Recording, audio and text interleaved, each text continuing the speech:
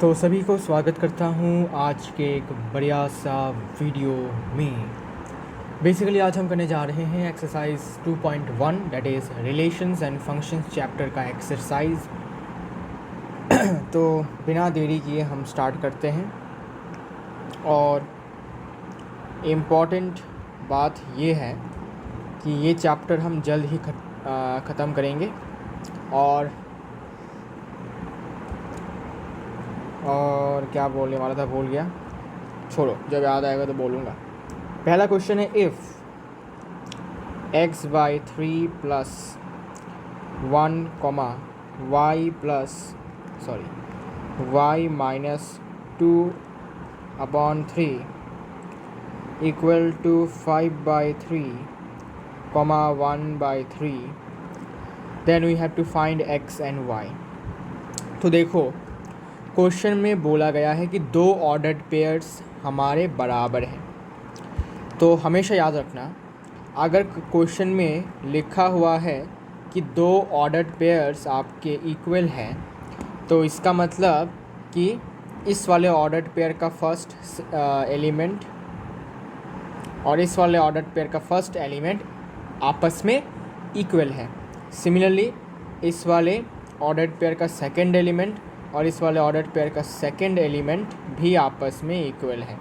Because ordered pairs तभी equal होते हैं जब उनका फर्स्ट एलिमेंट और सेकंड एलिमेंट आपस में सेम हो। अगर मैं लिखता हूँ 1,2 ऑर्डर्ड पेयर, क्या ये 2,1 ऑर्डर्ड पेयर के साथ बराबर है? Answer is no. Then the correct answer is कि 1,2 ऑर्डर्ड पेयर सिर्फ और सिर्फ 1,2 ऑर्डर्ड पेयर के साथ ही इक्वल होता है। तो इसी बात से हमें पता चल गया है कि अब हमें x और y का वैल्यू कैसे मिलेगा। तो बेसिकली इसका फर्स्ट एलिमेंट क्या है इस ऑर्डर्ड पेयर का? x बाई 3 प्लस 1 और इसका 5 बाई 3, तो आपस में ये बराबर होंगे। तो x by 3 plus 1 equal to 5 by 3, LCM लीजिए तो x plus 3 by 3 equals to 5 by 3। Basically 3 और 3 कैंसिल, यहाँ से x का वैल्यू आ गया 2। ईजी, सिंपल था।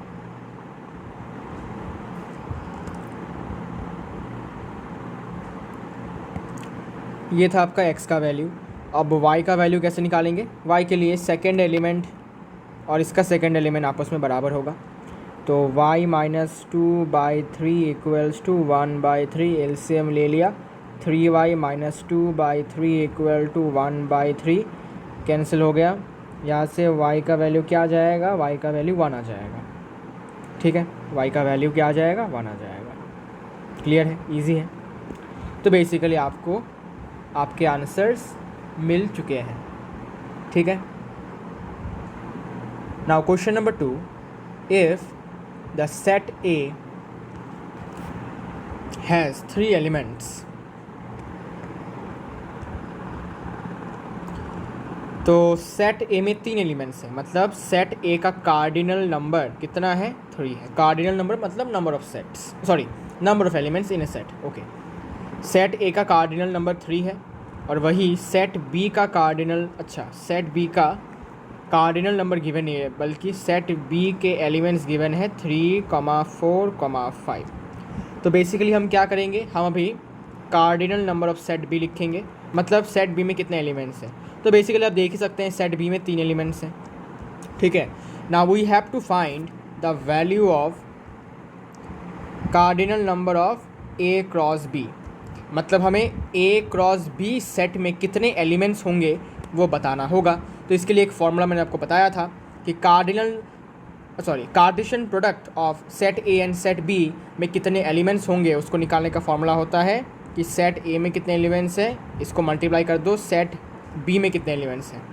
ठीक है, अब सेट A में कितने एलिमेंट्स हैं क्वेश्चन में गिवन है 3, और सेट B में हमने काउंट करके निकाला, ये भी 3 आ रहा है। सो 3 into 3 it is 9 and this is your answer. बहुत ईजी क्वेश्चन। तो बेसिकली बहुत ईजी क्वेश्चन था ये। ठीक है, तो ये तो बहुत आसान था, उम्मीद करता हूँ आप लोगों को समझ में आया होगा। क्वेश्चन नंबर 3 की तरफ बढ़ते हैं। Question number 3, if set G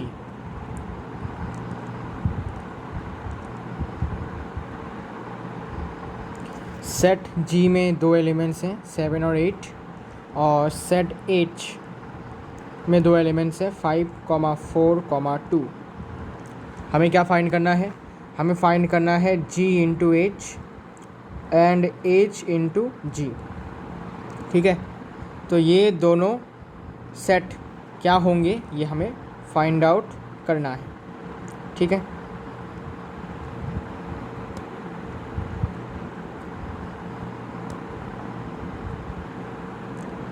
चलिए, तो बहुत आसान है। जी इंटू एच मतलब हमें अभी इस पर ज़्यादा फोकस करना है। ठीक है, इसके साथ इसका ऑर्डर पेयर बनेगा, इसके साथ इसका, इसके साथ इसका, और 8 के साथ भी सेम तरीके से होगा। तो ये तो बहुत आसान है, सबको आता है। 7 के साथ 5 का ऑर्डर पेयर बनेगा पहले, फिर 7 के साथ 4 का बनेगा ऑर्डर पेयर, फिर 7 के साथ 2 का बनेगा, और फिर सिमिलरली 8 के साथ भी 5 का बनेगा, 8 के साथ 4 का बनेगा, 8 के साथ 2 का बनेगा ऑर्डर पेयर। ठीक है, एच इंटू जी, एच इंटू जी जो पहले रहेगा, अब हमें इस पर फोकस करना है। तो इसके एलिमेंट्स पहले रहेंगे और बाद में रहेंगे दूसरे एलिमेंट, दूसरे सेट का एलिमेंट। ठीक है, तो आपको तो पता ही है, अगर ए इंटू बी लिखा हुआ है तो ऑर्डर्ड पेयर में ए का एलिमेंट पहले रहेगा, फिर बी का एलिमेंट रहेगा ऑर्डर्ड पेयर में। ठीक है, तो देखो, इसलिए जी इंटू एच में जी पहले है तो जी का एलिमेंट पहले रहा और एच का एलिमेंट बाद में। लेकिन अब एच पहले है तो एच सेट का एलिमेंट पहले रहेगा और जी सेट का एलिमेंट बाद में। तो इसलिए अब क्या होगा, 5 के साथ 7 का, 5 के साथ 8 का ऑर्डर पेयर, इसके बाद 4 के साथ 7 का, 4 के साथ 8 का, फिर 2 के साथ 7 का और 2 के साथ 8 का। तो कैसा सेट बनेगा? 5, 7, ठीक है, 5, 8, इसके बाद 4, 7, 4, 8, फिर 2, 7, 2, 8। ठीक है, करेक्ट है। ओके, तो इतना ही था इसका आंसर, बस बहुत इजी है, ज़्यादा कुछ इसमें हमें सोचने की ज़रूरत नहीं हुई बेसिकली। ओके, आगे बढ़ते हैं, चलो। Question number 4, state whether each of the following statements are true or false. If the statement is false, rewrite the given statement correctly. पहला स्टेटमेंट क्या है? P सेट में दो एलिमेंट्स हैं M और N, और Q सेट में दो एलिमेंट्स हैं M, N। अब क्वेश्चन में गिवन है P इंटू Q आपका M, N होगा और एक और N, M होगा, N, M, N। क्या ये बात क्लियर है? मतलब क्या ये बात ट्रू है? The answer is false. क्यों? बिकॉज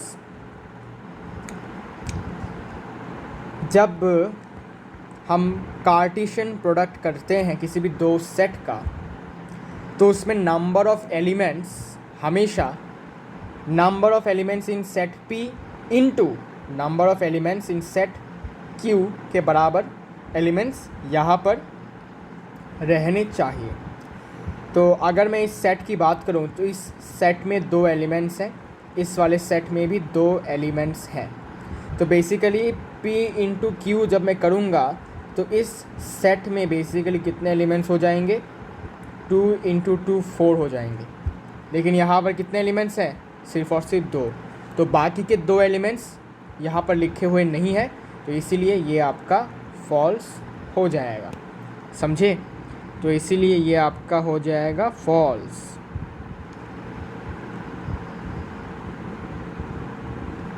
इसका करेक्टेड वर्शन कौन सा होगा? तो करेक्टेड वर्शन होगा, बेसिकली P पहले लिखा हुआ है तो P का एलिमेंट पहला होगा और सेकंड एलिमेंट होगा Q का। ठीक है, ऑर्डर पेयर में। तो ये हो जाएगा M, N, फिर M, M, फिर N, N, और फिर N, M।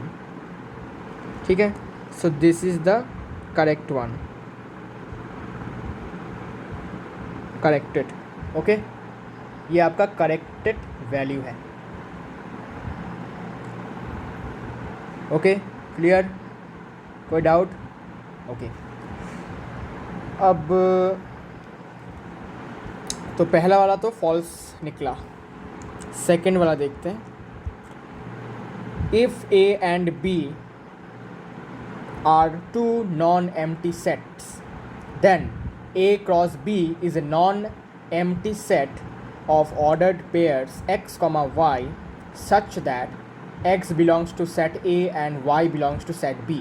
एकदम ट्रू है, इसमें कोई शक नहीं है, कोई डाउट नहीं है, ठीक है। बिकॉज A और B अगर सेट A है, सपोज वो नॉन एम्प्टी है, मतलब कुछ ना कुछ एलिमेंट्स तो है इसमें, 1 2 3 मान लेते हैं, और सेट B ये भी नॉन एम्प्टी है, सपोज 4 5 है इसमें। तो जब हम A क्रॉस B करेंगे तो बेसिकली इसमें भी कुछ ना कुछ एलिमेंट्स रहेंगे, ठीक है।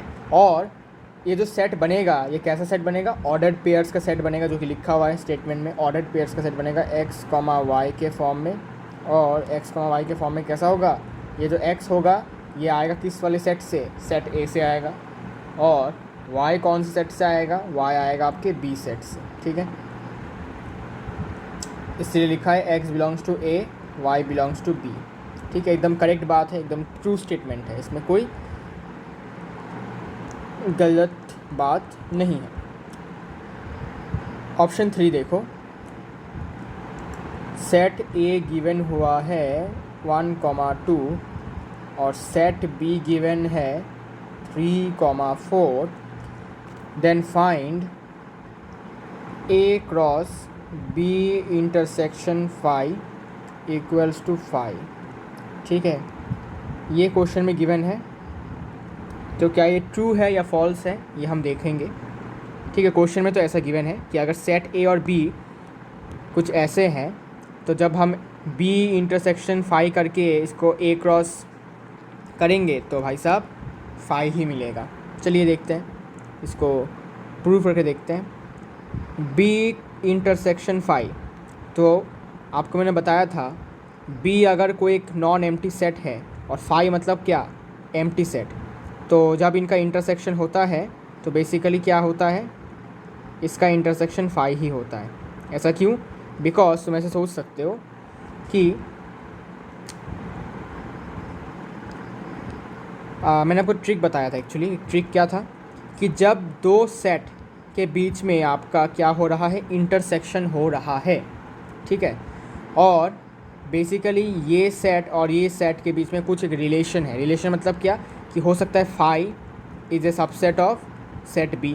तो अगर ऐसा कोई कंडीशन ऑलरेडी यहाँ पर लग रहा है या फिर इक्विप्ड है, तब हम गेस कर सकते हैं कि हमारा आंसर क्या आएगा। तो basically set B is a greater set, बड़ा set, and 5 is a smaller set. तो जब बड़े और छोटे में इंटरसेक्शन मतलब कॉमन पार्ट लिया जाता है तो अल्टीमेटली छोटा वाला सेट सिलेक्ट होता है। ये मैंने आपको एक ट्रिक बताया था लेक्चर्स में, आप देख सकते हो, ठीक है। और ये कब लागू होता है? जब आपका इन दोनों में कोई ना कोई रिलेशन हो। सपोज हो सकता है 5 is A subset of B, obviously 5 तो सबका सबसेट होता है, तो B सेट का भी सबसेट होता है 5, ठीक है ना। तब हम कह सकते हैं कि इन दोनों में जो बड़ा और छोटा सेट हमें आइडेंटिफाई करना है, और जो छोटा सेट होगा वो निकल जाएगा बाहर। वही आंसर होगा जब इंटरसेक्शन होगा। लेकिन जब यूनियन होगा तब आपका आंसर B होगा, ठीक है। यूनियन में बड़ा वाला सेट सिलेक्ट होता है और इंटरसेक्शन में छोटा वाला सेट, ठीक है। तो B इंटरसेक्शन 5:5, ओके। अब इसका मुझे क्या करना होगा? क्रॉस। अब A क्रॉस 5, ठीक है, A क्रॉस 5। तो बेसिकली 5 में तो कुछ एलिमेंट है ही नहीं, और A में क्या क्या एलिमेंट है? 1, 2। तो जब तुम 1, 2 सेट को 5 सेट के साथ क्रॉस करोगे तो तुमको कुछ मिलेगा ही नहीं, ऑर्डर्ड पेयर बनेगा ही नहीं, सिंपल, ठीक है। कोई भी ऑर्डर्ड पेयर नहीं बनेगा। तो बेसिकली तुम इसको ऐसे लिखो तो अच्छा होगा, it will and up in 5। क्यों? बिकॉज भाई साहब हमने जब B इंटरसेक्शन 5 किया तो 5 मिला। अब इसको मैं सेट A के साथ क्रॉस करना चाहता हूँ, तो अभी मैंने एक स्टेटमेंट बताया था कि क्रॉसिंग हम तब कर सकते हैं जब दोनों सेट नॉन एम्प्टी हो। लेकिन यहाँ पर ये वाला सेट आपका एम्प्टी सेट है, नल सेट है, वॉइड सेट है, ठीक है। इसलिए हम ए क्रॉस दिस नहीं कर सकते। ए क्रॉस बी तभी लागू हो सकता है जब दोनों के दोनों सेट आपके नॉन एम्प्टी हो, मतलब भरे हुए हो, एम्प्टी ना हो, खाली ना हो, ठीक है। तो इसलिए ये आपका फॉल्स नहीं होगा, ट्रू होगा, ठीक है। इट इज़ ट्रू,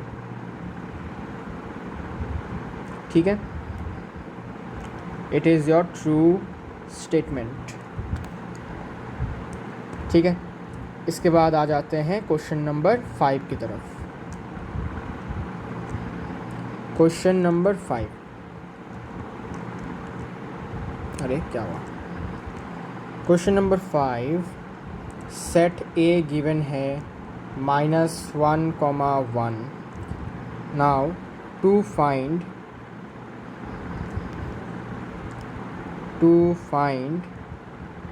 क्या फाइंड करना होगा, बेसिकली हमें फाइंड करना होगा ए क्रॉस ए, ये फाइंड करना होगा, ठीक है। कैसे करेंगे, टेक्निक ये है, सबसे पहले तुम ए क्रॉस ए करो, ठीक है। तो कन्वीनियंस के लिए तुम यहाँ पर एक और सेट लिख लो, ए सेम सेट लिख लो, -1, ऐसे लिख लो, ठीक है। अब क्या करो, बस सिंपली ऑर्डर पेयर बनाओ, इसके साथ इसका ऑर्डर पेयर, इसके साथ इसका ऑर्डर पेयर, फिर इसके साथ इसका ऑर्डर पेयर, इसके साथ इसका ऑर्डर पेयर, ठीक है। तो ए क्रॉस ए बन जाएगा। तो ए क्रॉस ए हो जाएगा -1 के साथ -1 का ऑर्डर पेयर, फिर -1 के साथ 1 का ऑर्डर पेयर, फिर 1 के साथ -1 का ऑर्डर पेयर, फिर 1 के साथ 1 का ऑर्डर्ड पेयर। अब देखिए, अब आपको क्या करना होगा, ए क्रॉस ए है ना। तो हमने ए क्रॉस ए तो कर लिया है। अब कन्वीनियंस के लिए मैंने फिर से ए सेट यहाँ पर लिख दिया है, जिससे आपको मतलब समझने में दिक्कत ना हो। अब हमें क्या करना होगा, ए क्रॉस ए करना है। तो ए क्रॉस ए का सेट ये है और ए का सेट ये है। अब मैं इस सेट को इस सेट के साथ क्रॉस करूँगा, तो ये हमारा पहला एलिमेंट है, ये दूसरा एलिमेंट है, ये तीसरा एलिमेंट है, ये चौथा एलिमेंट है। सही बात है, जी हाँ। अब हमें क्या करना होगा, अब हमें इस एलिमेंट के साथ -1 को क्रॉस करना होगा, इस एलिमेंट के साथ -1 को क्रॉस करना होगा, इस एलिमेंट के साथ -1 को क्रॉस करना होगा, इस एलिमेंट के साथ -1 को क्रॉस करना होगा, ठीक है। और फिर इस एलिमेंट को इसके साथ क्रॉस करना होगा, इस एलिमेंट को इसके साथ, इस एलिमेंट को फिर से इसके साथ, इस एलिमेंट को फिर से इसके साथ। तो फिर इसको हम ऐसे लिखेंगे, देखो 1 बाय 1, ओके। इसके साथ इसका पेयर, इसके साथ इसका पेयर, इसके साथ इसका पेयर, इसके साथ इसका पेयर, इसके साथ इसका पेयर, इसके साथ इसका पेयर, ऐसे करके हमें लिखना होगा। तो फर्स्ट ऑफ ऑल इसके साथ -1 का पेयर लिखते हैं, ठीक है। तो -1, -1, फिर इसके साथ 1 का पेयर, -1, -1, ऐसे ही बाकी का हम करेंगे। -1, -1, फिर -1, -1, इसके बाद 1, -1, देन 1, -1, फिर एट दी एंड 1, 1, और फिर 1, 1, ठीक है। आप चाहें तो नंबर ऑफ़ एलिमेंट्स चेक कर सकते हैं। इस सेट में 4 एलिमेंट्स, इस सेट में 2 एलिमेंट्स। तो इस सेट में कितने एलिमेंट्स होंगे, 4 × 2 8। देखो भाई 8 एलिमेंट्स हैं, ठीक है। तो this is the 3 Cartesian product, okay, मतलब 3 सेट का Cartesian product, okay. Now question number 6। Question number 6. If A cross B is given, A cross B is given, A comma X, B नहीं, A comma Y, B comma X, B comma Y. Now find A and B. हमें set A find करना है, set B find करना है। कैसे find करेंगे, तो हमें तो पता है भाई साहब A क्रॉस B हो रहा है, इसका मतलब पहले A का एलिमेंट घुसेगा और नेक्स्ट में B का एलिमेंट। सही बात है।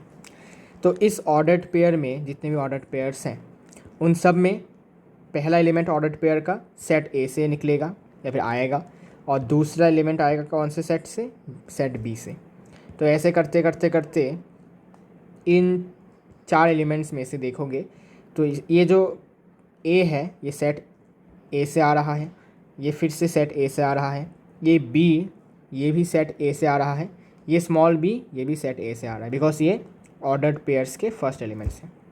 और ऑर्डर्ड पेयर्स के जितने भी सेकंड एलिमेंट्स है एक्स वाई, ये कौन से सेट से आ रहा है, ये आपके सेट बी से आ रहा है।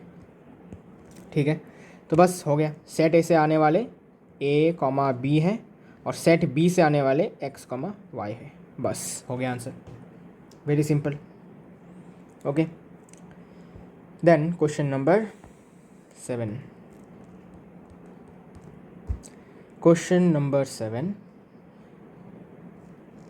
सेट ए गिवन है 1,2, सेट बी गिवन है 1,2, 3, 4, सेट सी गिवन है 5,6 और सेट डी गिवन है 5,6, 7, 8।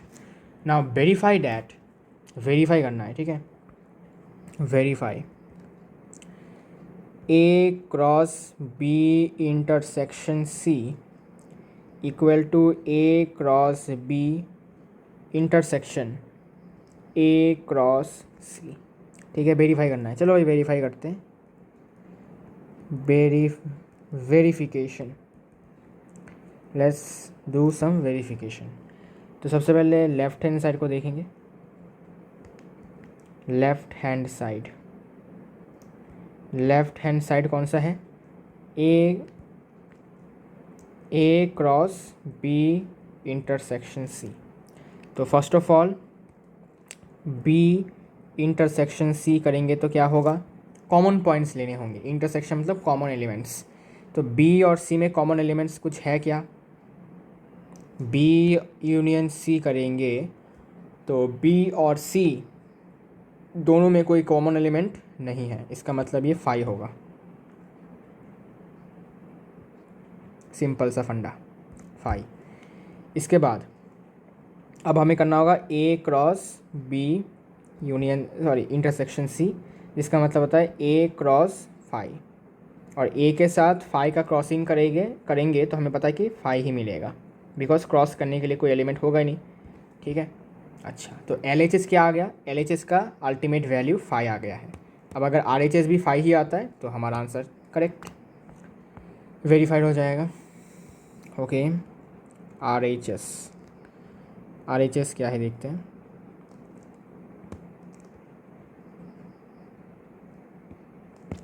RHS क्या है भाई, ए क्रॉस बी का इंटरसेक्शन ए क्रॉस सी के साथ। First of all let's do A cross B. A cross B क्या क्या होगा, तो बेसिकली सेट ए और बी के बीच में क्रॉसिंग करना है तो आप कर सकते हैं इसको।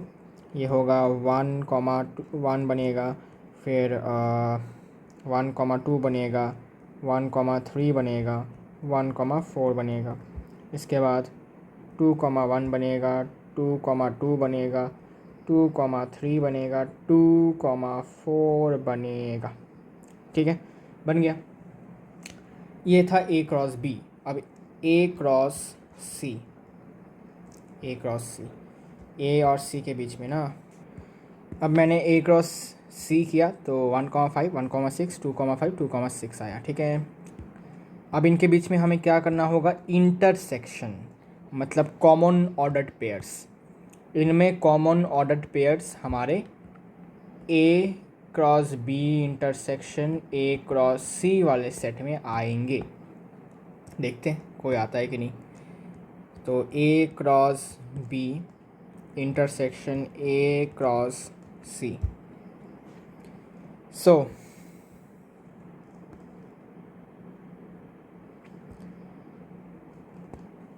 इन दो सेट में क्या कोई भी कॉमन ऑर्डर्ड पेयर है, 1,1 इसमें नहीं है, कॉमन नहीं है, 1,2 भी नहीं है इसमें, 1,3 भी नहीं है इसमें, 1,4 भी नहीं है, 2,1। मतलब इन दोनों सेट में कॉमन ऑर्डर्ड पेयर्स नहीं है, इसका मतलब इसका भी वैल्यू 5 आ रहा है, ठीक है। सो LHS भी 5, RHS भी 5, hence proved, hence verified. Clearly LHS equal to RHS equal to 5, hence verified.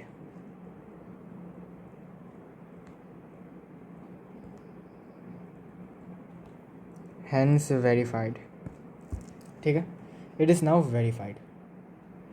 Now 7 का रोमन 2, क्वेश्चन नंबर 7 का रोमन 2 क्या बोला?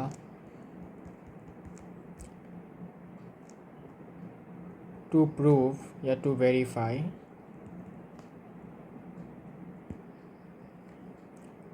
A cross C is a subset of B cross D, ठीक है।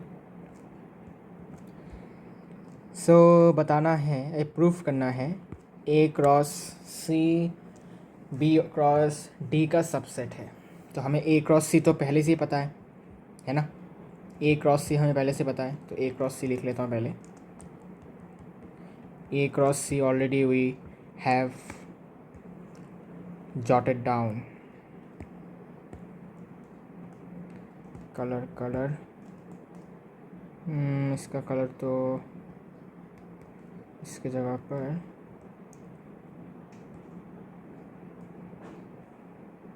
बस,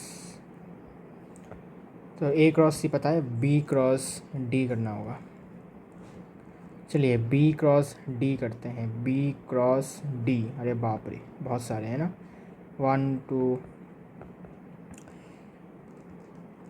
B क्रॉस D 1,5 2,5 3,5 4,5, फिर 2,6 3,6, अरे 1,6 होगा ना, 1,6 2,6 3,6 4,6, फिर आएगा आपका 1,7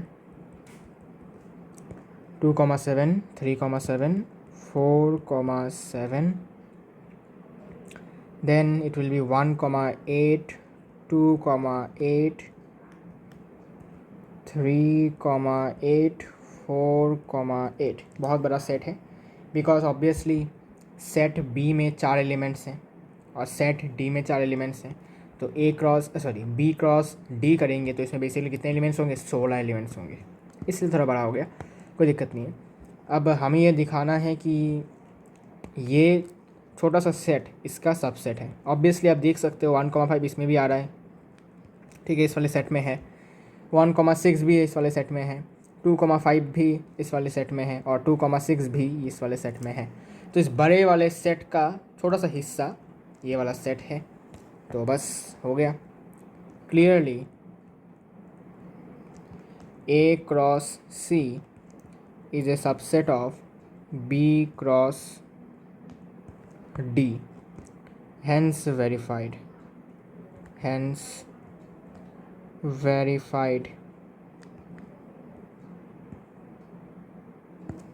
ठीक है भाई, वेरीफाई हो चुका है, very easy. Question number 8 says that set A है 1,2, सेट B है 3,4। हमें पूछा गया है right A cross B। A cross B करो, बहुत आसान, 1,3 1,4 2,3 2,4, ठीक है।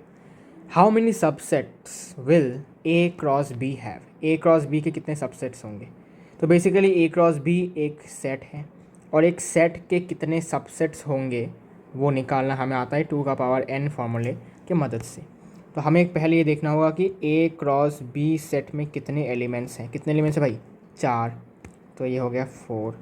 तो जब हमें किसी भी सेट का नंबर ऑफ़ एलिमेंट्स पता है तो हम नंबर ऑफ़ सबसेट्स आराम से निकाल सकते हैं। कैसे?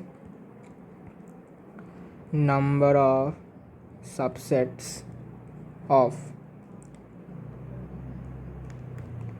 A cross B equal to 2^14 that is 16, sorry 2^4 that is 16। ये आपका आंसर हो जाएगा।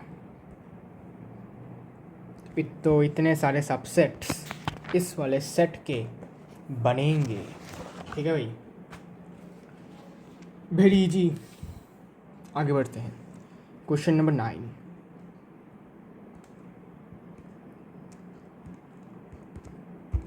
क्वेश्चन नंबर 9, लेट, अच्छा रुको रुको रुको रुको, इसको लिस्ट करने को भी बोला है ना? हाँ, लिस्ट देम लिखना पड़ेगा भाई साहब। अरे भाई बहुत सारे हैं, लिखना तो पड़ेगा। तो द सबसेट्स, 16 सबसेट्स है भाई, बहुत सारे हैं। सबसेट्स क्या क्या है? तो बेसिकली हमें पता है 5 सबका सबसेट होता है, तो बेसिकली 5 होगा सबसे पहले, इसको मत भूलना।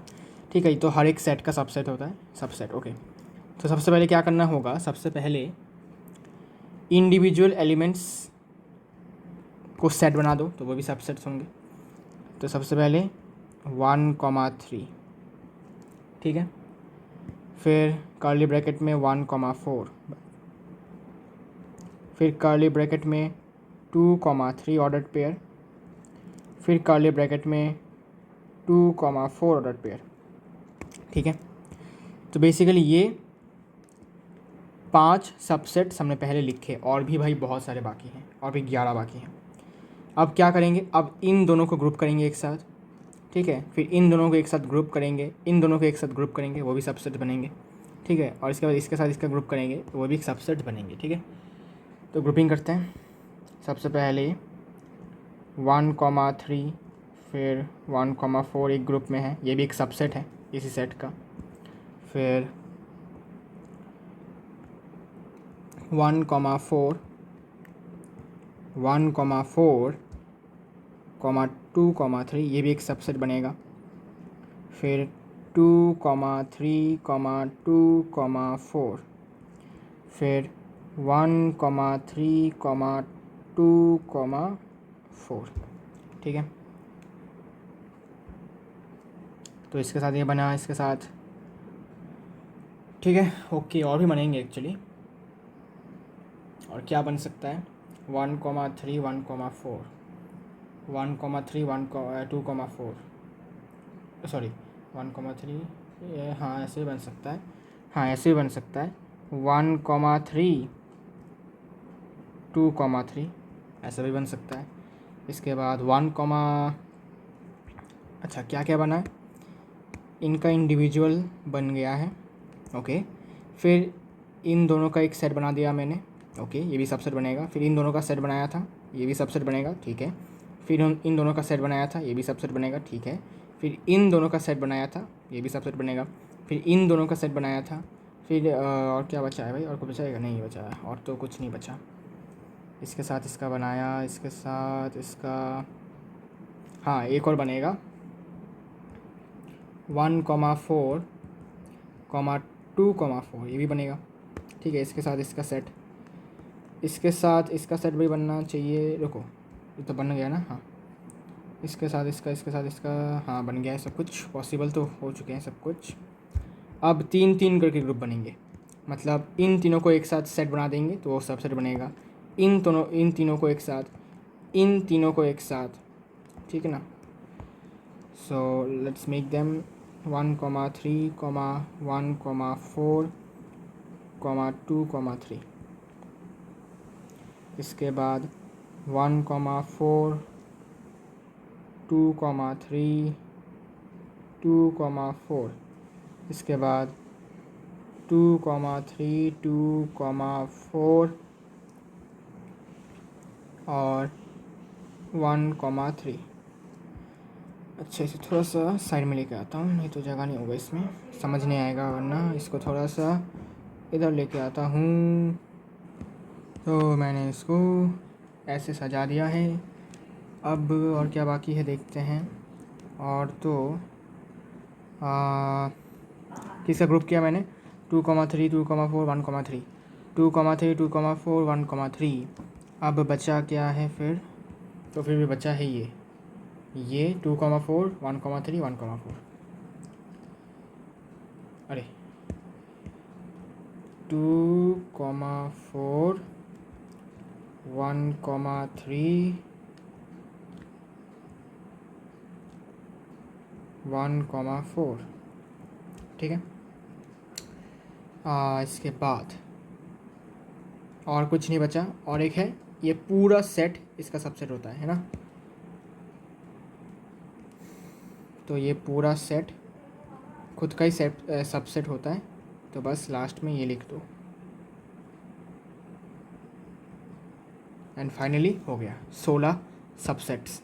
काउंट कर लो 1 2 3 4 5 ये 6 ये 7 ये 8 ये 9 ये 10 ये 11 ये 12 13 14 15 एंड 16 हो गया 16 सबसेट्स डन। ठीक है ओके इजी है, कंफ्यूज मत होना ठीक है, नहीं तो गलत हो सकता है। Question number 9 let A and B be two set such that cardinal number of set A is 3 and cardinal number of set B is 2। और क्वेश्चन में गिवन है A क्रॉस B किया गया है और ऑर्डर्ड पेयर्स कुछ ऐसे हैं x,1 फिर y,2 फिर z,1 ठीक है। Now you have to find A and B, set A और सेट B फाइंड करना है, सेट A और सेट B फाइंड, ये बहुत इजी क्वेश्चन है। तो सबसे पहले ये ऑब्ज़र्व करो कि A क्रॉस B बोला गया है, मतलब इस ऑर्डर्ड पेयर में पहला वाला एलिमेंट सेट A से आएगा और दूसरा एलिमेंट आपका सेट B से आएगा। तो इसका मतलब x, y और z आपके सेट A से आने वाले हैं, मतलब सेट A के एलिमेंट्स हैं, और 1 और 2 और 1 मतलब सेम ही है इसमें, 1 और 2 आपके सेट B के एलिमेंट्स हैं, और हो गया आपका सेट बन गया x, y, z हो जाएगा ये, और ये हो जाएगा 1,2 बन गया आपका सेट, वेरी इजी। और क्वेश्चन में गिवन भी था कि सेट A में 3 एलिमेंट्स होंगे और सेट B में 2 एलिमेंट्स। ठीक है, this is the question number 9। Now last question number 10। Question number 10 the Cartesian product A cross A has 9 elements. जब हमने A क्रॉस A किया तो उसमें 9 एलिमेंट्स हैं, मतलब Cartesian product of A cross A, Cartesian product of 2 set, both the sets are A, then the cardinal number of this set is 9 which are found among which are found -1,0 and 0,1। so basically देखो क्या हुआ, कहाँ गया हाँ, जब A cross A किया गया है तब बेसिकली ऐसे और भी एलिमेंट्स हैं। ठीक है, तो A क्रॉस A जब किया गया तो जो सेट बना ऑर्डर्ड पेयर्स का उसमें 9 एलिमेंट्स थे, लेकिन क्वेश्चन में 2 ही एलिमेंट्स के बारे में हमें बताया गया है। ठीक है भाई, बताया गया है, okay nice. Now it says that कि हमें बाकी एलिमेंट्स ढूंढने हैं और सेट A क्या है वो बताना है। ठीक है, थोड़ा सा दिमाग लगाओ। हमें पता है कि cardinal number of A cross A को हम लिख सकते हैं cardinal number of A into cardinal number of A, सही बात है, और ये 9 गिवन है।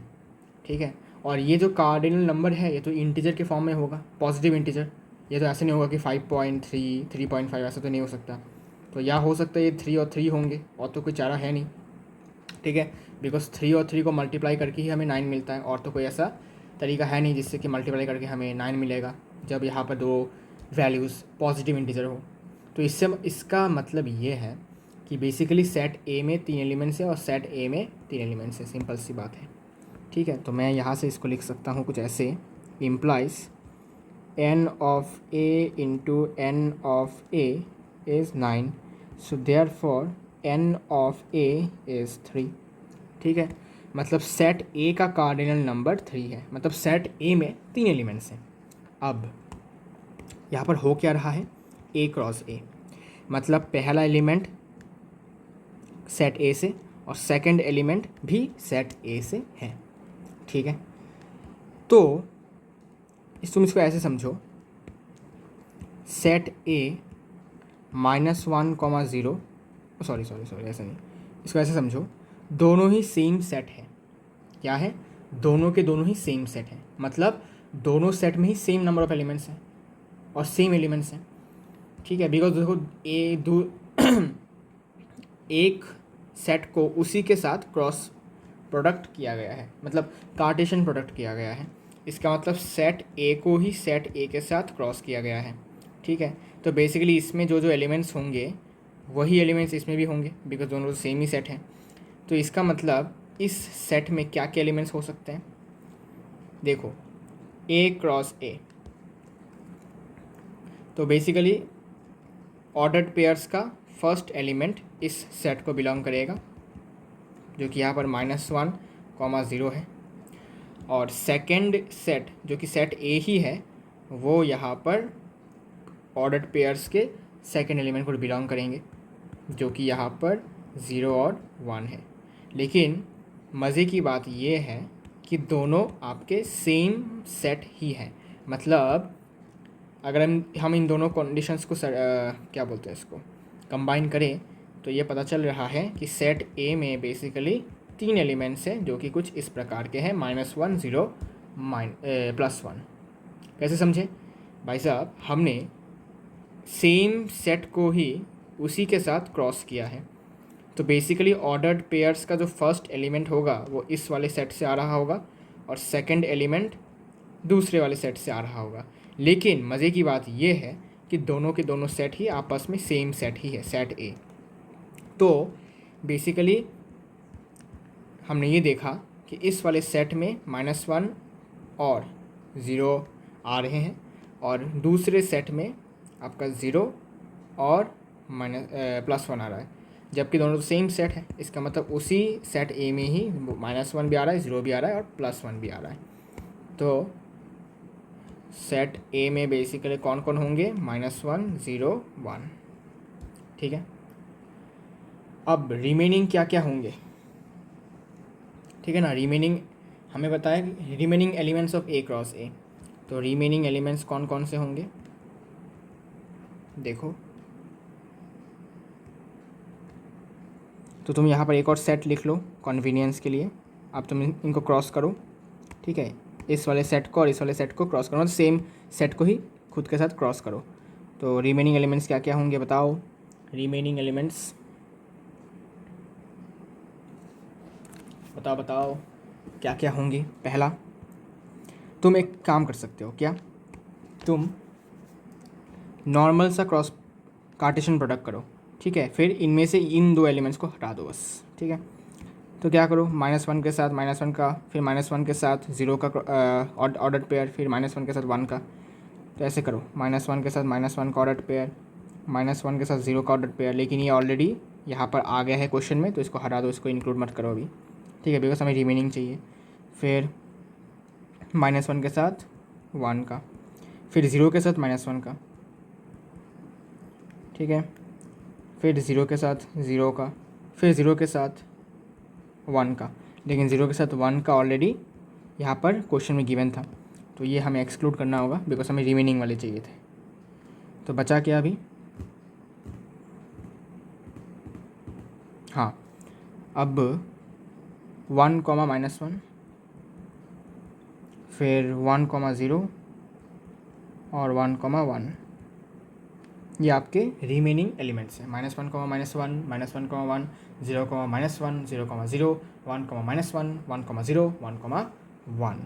These are the remaining elements of the A cross A set।